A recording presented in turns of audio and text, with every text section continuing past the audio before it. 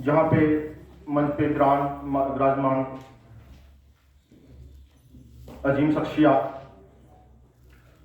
हमारी पूरे भारत से आए हुए बुद्धिजीव, आज जब मैं आपके सामने खड़ा हूं, जम्मू कश्मीर की जानिब से मुझे नामजद किया गया है। जिंदगी का पहला मौका मिला स्टेज पर आने का, और जब देखता हूं कि पूरा भारत जो है एक जगह पे भारत माता की रूह बन के बैठा हुआ है, और मेरे सभी साथी साहिबान पूरे हिंदुस्तान से आए हुए भारत माता की आंख बनकर बैठे हुए हैं, जो जब जहां से जाएंगे तो पूरे भारत को तलीम के नूर से रोशनास करेंगे। साथियों, मेरा काम जो है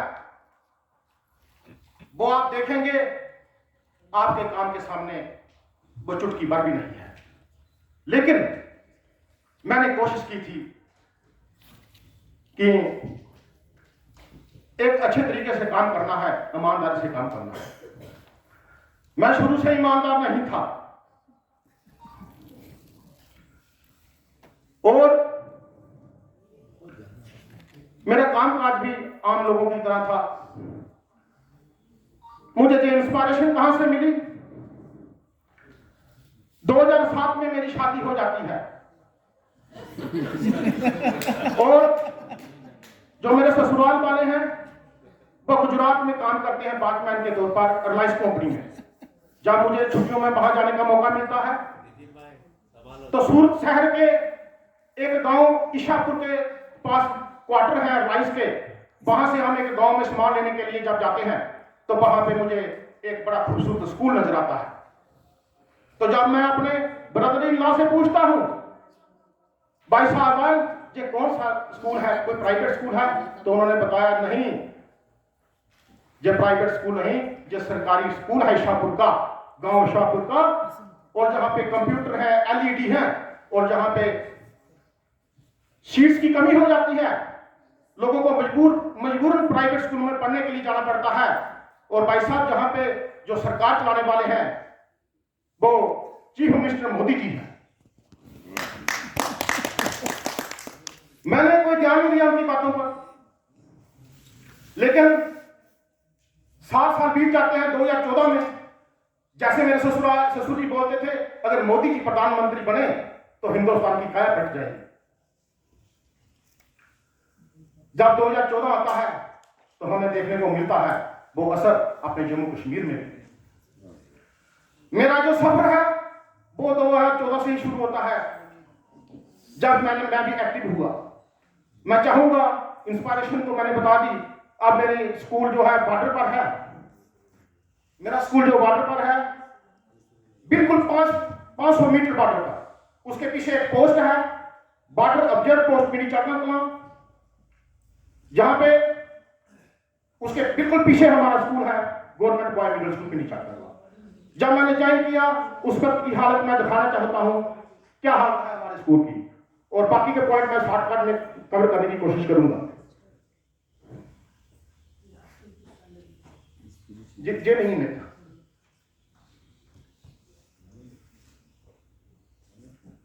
जे स्कूल की वॉल की दीवार है, और उसके बाद हमने ये बनाने की कोशिश की, ये किचन का एरिया है।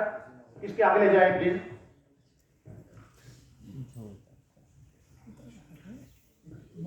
एक स्कूल का होगा, अब गेट का फोटोग्राफ होगा, वो प्लीज दिखाएं।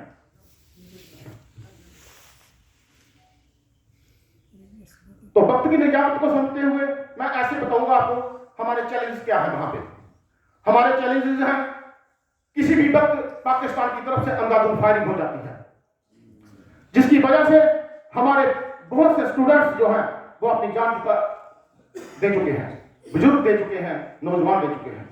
और ये जो हस्ती आपके सामने खड़ी है, अगर 1 फुट दीवार के आगे बम ना पड़ता तो आज ये हस्ती भी आपके सामने खड़ी होकर ना बोल पा रही होती। तो वहां पे जो हमारी पॉपुलेशन है, ऐसी एसटी पॉपुलेशन है, ज्यादा गरीब लोग हैं।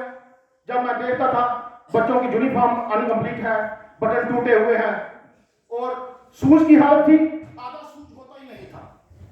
बच्चे जो डालकर आते थे आधा शूज होता ही नहीं था। तो इन चीजों ने मेरे दिल को हिला दिया। मैं भी आगे टीचिंग प्रोफेशन में काम नहीं करना चाहता था। उस वक्त मैं भी कोशिश कर रहा था कोई ऑफिसर बन जाऊं, लेकिन इन चीजों ने मुझे हिला दिया। इसके अलावा स्कूल का प्राइमरी स्कूल था, उस वक्त प्राइमरी स्कूल था, बहुत सी चीजें जो थी, ग्रोथ की कमी थी, स्कूल कमरों की कमी थी। तब हमने पूरी कोशिश की कि हमारे जो कमेटी मेंबरान हैं उनसे मिलकर हम कोशिश करें। तो ये सारा जो होता हमारा कमेटी मेंबरान का रहा। उसके बाद मैंने बच्चों को मोटिवेट किया कि आपने राष्ट्रभक्ति की भावना अपने अंदर जागृत करनी है। उनको कल्चरल एक्टिविटी में लिया, उनको अपने वेदास के साथ जोड़ने की कोशिश की, हिंदू संस्कृति के साथ बुजुर्गों की आपने खिदमत करनी है। प्रैक्टिकली मैंने उनको कहा कि किताबों से आपको बाहर निकलना है और आपको काम करना है। स्कूल को अपलिफ्ट किया। इसके अलावा मैंने डोनेशन की तरफ बहुत ध्यान दिया। लोगों को बार बार लेटर लिखे, हर जगह पे कामयाबी नहीं मिली। हमें कंप्यूटर दिए गए, हमें पर्दे दिए गए स्कूल के लिए, हमें स्कूल स्पोर्ट्स किट्स दी गई, बहुत सा डोनेशन हमें दिया, हैंडपंप मशीन दी गई। तो बहुत से लोगों ने किया। आउटकम हमारे ये निकले बाद में कि आज बच्चे हमारे जो है कंप्यूटर एजुकेशन हासिल कर रहे हैं। बॉर्डर का एरिया है, वहां पे ऑफिसर भी आने से डरते हैं, कंप्यूटर एजुकेशन पा रहे हैं, दिल में देशभक्ति का जज्बा है, आर्मी फोर्सेस को ज्वाइन कर रहे हैं। और बीएसएफ के साथ मिलकर मैंने बात दर्शन पर बच्चे भेजे। हमारे बच्चों के लिए जो मुमकिन नहीं था कि बात दर्शन करना, क्योंकि लाखों रुपया आप भी जहां पे आए हैं, हालांकि आपका खर्चा गवर्नमेंट ने उठाया हुआ है, लेकिन खर्चा कितना हो रहा है। तो हमारे गरीब बच्चों ने बात दर्शन किए बीएसएफ की मदद से। और उसमें एक बच्चा था विकास चलोत्रा, जब वो हमारे पास पढ़ता था, आम इंसान था, जब वो बात दर्शन करके आया, उसने जम्मू कश्मीर बोर्ड से 2nd पोजीशन हासिल किया था। इतनी तब्दीली आ गई उनके दिल में, दिमाग में। तो इसके अलावा जो हमारी सरकार है इस वक्त की, जो माननीय एलजी मनोज सिन्हा जी की और उनके एडवाइजर राजीव राय भटनागर जी और उनकी सारी टीम ब्यूरोक्रेसी इस वक्त ईमानदारी से काम कर रही है। और जम्मू कश्मीर का जो निजाम है बिल्कुल एकदम करप्शन जो है वहां से खत्म हो गई है। और मैं आपको कहूंगा, मेरे काम को भी आज ये जो जहां तक फायदा पहुंची है, ये वही नतीजा है कि वहां पे आज करप्शन फ्री सरकार चल रही है, ब्यूरोक्रेसी बड़ी करप्शन फ्री है। और जितने भी ब्यूरोक्रेट हैं एजुकेशन के निजाम को आगे बढ़ाने की पूरी कोशिश कर रहे हैं। हमारे डीसी साहब जो हैं वो भी स्कूलों में आते हैं। अभी मेरे गांव तक तो नहीं आए, लेकिन मैंने देखा कि कुछ बॉर्डर के एरिया में वो जाकर पहुंचे हैं। तो इस वक्त का जो निजाम है जम्मू कश्मीर का बिल्कुल बदल चुका है। और तरक्की जो है, तरक्की को देखेंगे आपको अमन और तरक्की की नई तस्वीर दिखेगी, बदलता जम्मू कश्मीर। और इसी के साथ ही हमारे जम्मू कश्मीर का निजाम जो है बदल गया है। आप अभी जाएं, जरूर देखें, और 5 साल के बाद आपको विकसित जम्मू कश्मीर नजर आएगा। क्योंकि हमारे जो माननीय प्रधानमंत्री जी हैं उन्होंने कहा हम विकसित भारत जो है 2047 में बनाएंगे, लेकिन 5 साल के अंदर हमारा जम्मू कश्मीर विकसित हो जाएगा। और एजुकेशन का निजाम जो है वो तो बेहतर ढंग से चल ही रहा है। जय हिंद, जय भारत।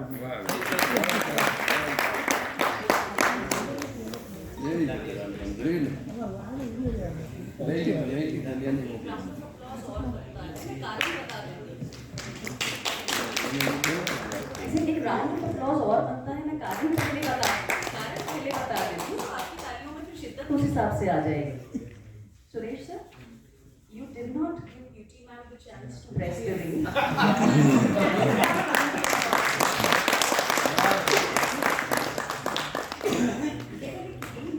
कई तरह का रोल मॉडलिंग की आवाज पीछे नहीं सुनाई दे रही है। केवल यही नहीं, Gopal sir, I look at you for a thumbs up every time I'm audible, not audible, just give me that. कई सारी तरह की रोल मॉडलिंग देखने में मिली है ना। I as a chair time को लेकर तो ऑफ कोर्स स्पेशल कॉम्प्लीमेंट्स देती रहूंगी आप लोगों को, बट आप ही की भाषा में सुरेश सर मुझे लगता 3 चीजें देखी हमने एज टीचर। जज्बा देखा, जुड़ाव देखा, जुनून देखा, है ना? जब मैंने जज्बे की बात की, the fact that because this is a session in adversities, research literature tells us कि adversities के लिए आपका जुझारू होना, resilient होना और grit होना बड़ा जरूरी है। We saw that in this presentation. मैं सिर्फ इसलिए ये कह रही हूँ, थियरी की किताबें आपको जो बताती हैं, यदि उसे आप फील्ड के अनुभवों के साथ भाषा देते चले, तो हमें ये लगता है जो सिद्धांतों में लिखा जा रहा है सो हम कर रहे हैं। कल को आप जब इसमें कुछ लिखना चाहते हैं, इसीलिए सेशन का नाम हमने रेजिलियंस एंड ग्रिट दिया। दिस वाज अबाउट द जज्बा। व्हेन वी टॉक्ड ऑफ जुड़ाव, the way he connected with you, मैं प्रेजेंटेशन में उससे ज्यादा नहीं जोड़ पाई, but fantastic role modelling as what teachers do. और कल ये बात उज्जवल सर कह रहे थे, remember you were talking of Utsav sir कह रहे थे ना, हम जुड़ के काम करते हैं। Again we saw that as a constant thing in leadership. And finally it was जुनून। एडवर्सिटीज में never giving up with your team, सिर्फ एक थियरेटिकल टेक अवे की तरह से, never giving up as a team, that is always given as something that the research literature tells us. तीनों चीजें समय की सीमा में हम तक ला पाने के लिए एक ब्यूटीफुल शुरुआत के लिए सुरेश सर, एक round of applause. Take you to the next speaker, this is Devendra sir. Devendra sir from Gyan Jyoti primary school, Kadoli, Narayanpur, Chhattisgarh.